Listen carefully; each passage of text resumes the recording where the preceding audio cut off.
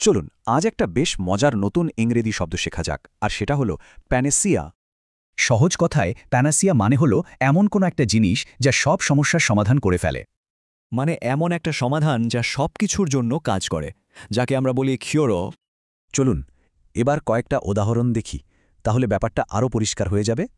এখানে দেখুন, দিদিমা ভাবতেন যে তার বাত রোগের ওষুধটাই যেন সব রোগের মহৌষধ। মানে যে কোনো অসুখই হোক না কেন, তিনি ওটাকেই প্যানাসিয়া ভেবে দিয়ে দিতেন।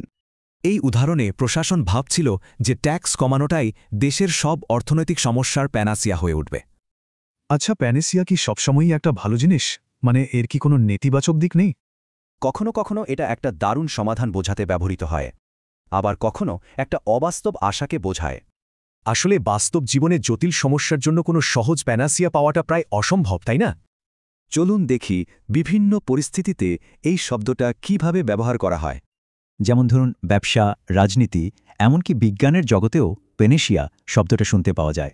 তাহলে প্রথমে চলুন ব্যবসার জগৎ থেকে এই একটা উদাহরণ নেওয়া যাক।